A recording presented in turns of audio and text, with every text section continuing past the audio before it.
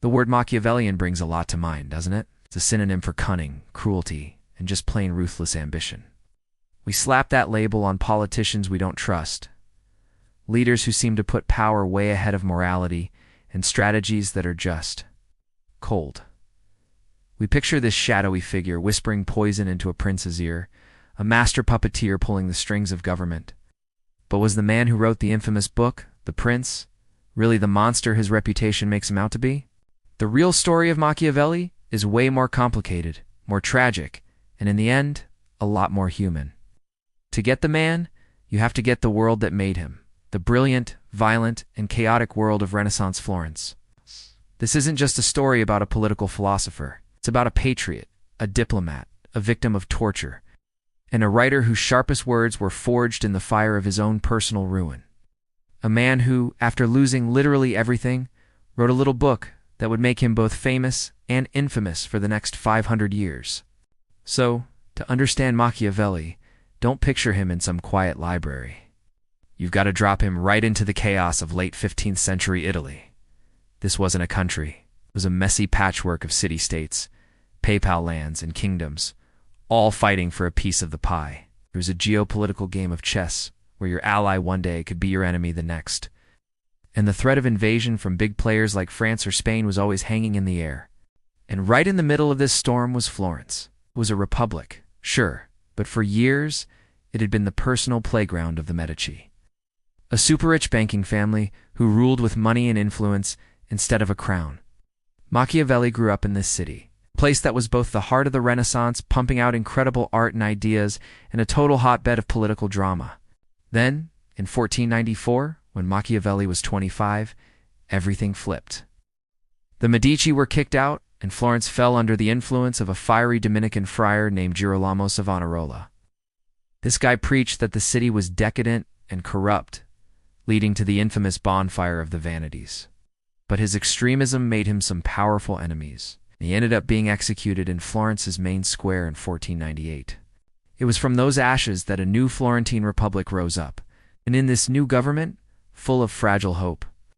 A.R. 30-year-old Machiavelli, a guy with a good education, but zero political experience, suddenly got a huge job. He was made secretary to the Second Chancery, putting him right at the center of the Republic's military and diplomatic business. For the next 14 years, this wasn't just his job. It was his life, his passion, and his real-world education in how power actually works. Machiavelli wasn't some armchair philosopher. He was a man of action, a public servant who loved his city. And his new job wasn't about pushing paper. It was a whirlwind of diplomatic missions all over Italy and Europe. He was sent to the French court, to the Holy Roman Emperor, and to the Pope in Rome. He was a sharp observer, and his reports back to Florence were famous for their clear-eyed, unsentimental analysis of the powerful men he met. He saw firsthand how a unified country like France was strong. And he contrasted that with Italy, which was divided and weak, relying on mercenary armies you couldn't trust. This led him to push for one of his favorite ideas, a Florentine citizen army. Machiavelli argued that mercenaries were useless because they only fought for money, not for a cause. He believed only citizens fighting for their own homes could be counted on, and he actually put this idea into action, creating Florence's first citizen militia, which had a big win when it reconquered Pisa in 1509. But out of all his missions, one left a bigger mark on him than any other. His meetings with one of the most feared men of the Renaissance, Cesare Borgia. Borgia, the illegitimate son of Pope Alexander VI, was carving out his own state in central Italy using a mix of charm, smarts, and pure terror. Machiavelli was sent as an envoy to Borgia's court and got a front-row seat to his methods.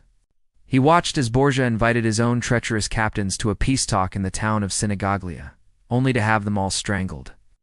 Where most people just saw a monster, Machiavelli saw a chilling kind of effectiveness. He saw a leader who got that power wasn't about being good in the traditional Christian sense. It was about being strong, decisive, and willing to do whatever it took to keep the state safe. Borgia was a master of what we'd now call realpolitik. He was the perfect case study for how a new prince, someone who didn't inherit their power, could take it and hold on to it. Machiavelli was both fascinated and horrified, and the lessons he learned watching Cesare Borgia would show up all over his most famous book. For 14 years, Machiavelli served Florence with everything he had. He was a respected diplomat, a military organizer, a true Florentine patriot. And then, just like that, it was all over. In 1512, the political winds changed again. The Medici family, backed by Spanish and Papal troops, marched back into Florence. The republic that Machiavelli had served so faithfully was crushed. His entire world fell apart. As a top official from the old government, he was fired immediately. But it got so much worse. In February 1513, his name turned up on a list connected to a supposed plot against the new Medici rulers. Even though the evidence was flimsy, Machiavelli was arrested, thrown in prison, and accused of conspiracy. There, he was subjected to a horrific form of torture called the strappato. His hands were tied behind his back, a rope was slung over a beam, and he was hoisted into the air, violently dislocating his shoulders. He was dropped 6 times, an agony designed to force a confession. But through all that pain, Machiavelli insisted he was innocent. He confessed to nothing because there was nothing to confess.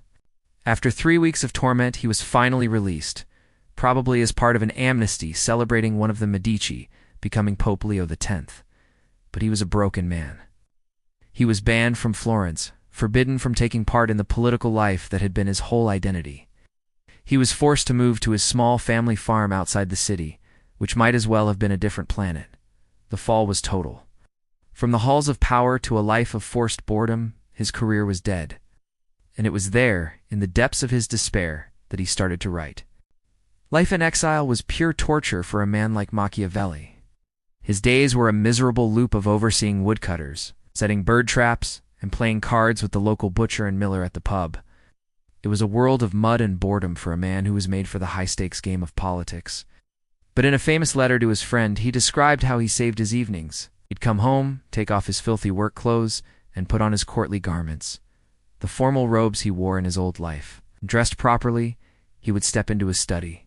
There, he said, he would enter the ancient courts of ancient men, reading the great Roman historians.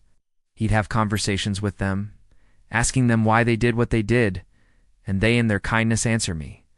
For 4 hours, he wasn't bored or poor or afraid of anything. He was completely absorbed.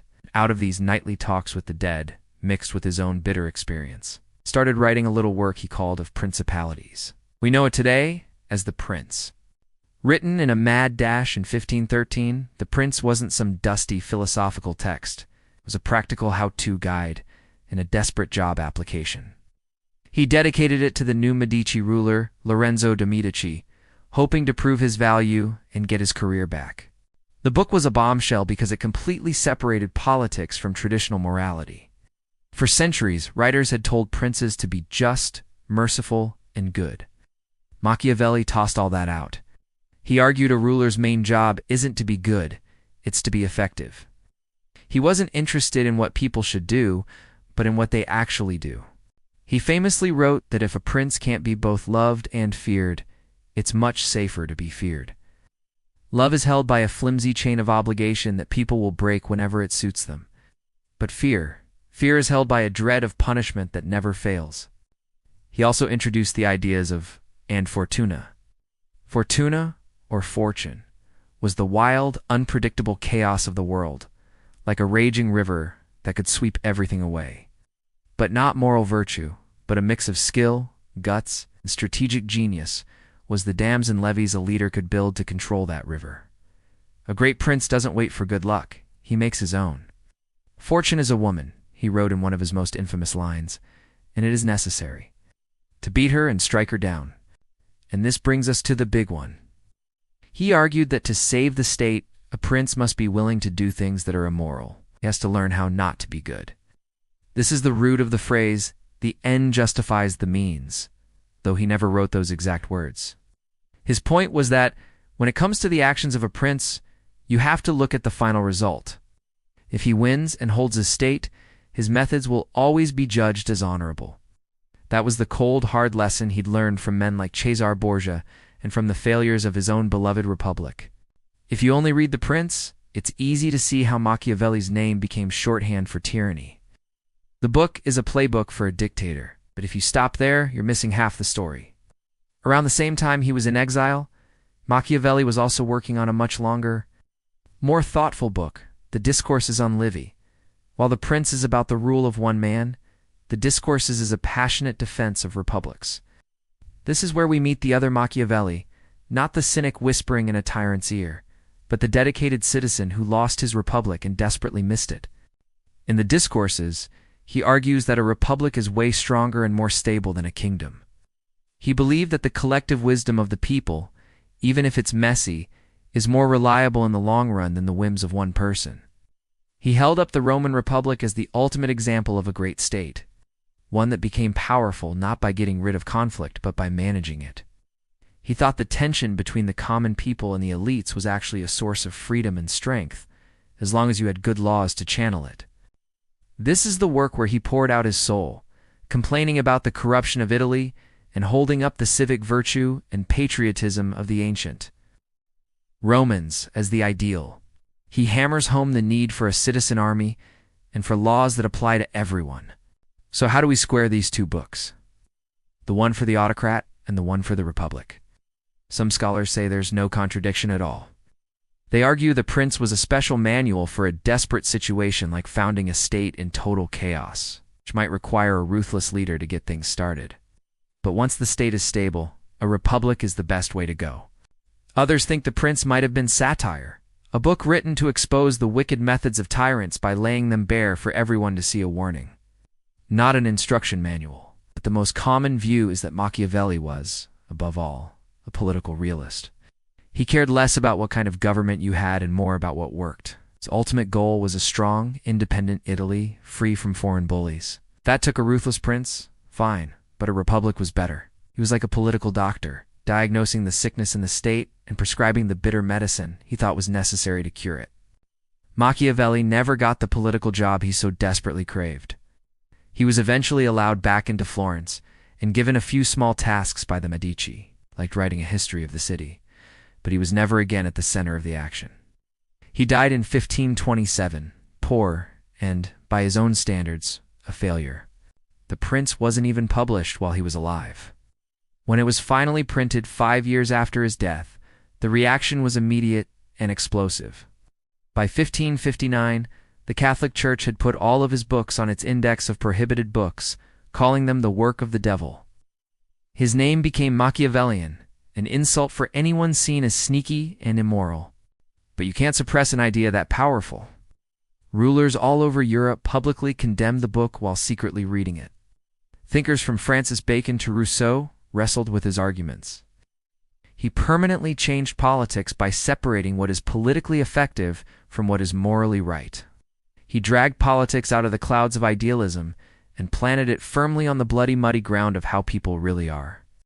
Today, Machiavelli's questions are more relevant than ever. Is it okay for our leaders to lie to us for the sake of national security? Should they play by a different set of moral rules than the rest of us? When does a pragmatic choice cross the line into cruelty?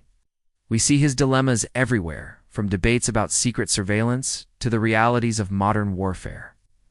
We are still caught in the tension he identified between the world as we wish it were and the world as it actually is. He doesn't give us comfortable truths, makes us face uncomfortable ones about power and human nature.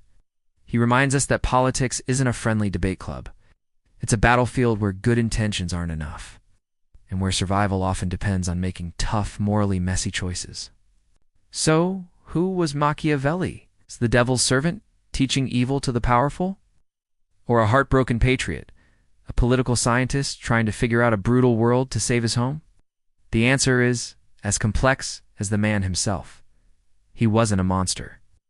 He was a product of his violent times, a brilliant public servant who suffered a spectacular fall from grace. His writing isn't a love letter to evil, but a cold-eyed analysis of what he thought was necessary. After being stripped of his career, tortured and exiled, he poured his incredible mind into the only thing he had left, politics. He didn't write to praise tyrants, but to understand them and to give his fallen country the knowledge he thought it needed to get back on its feet.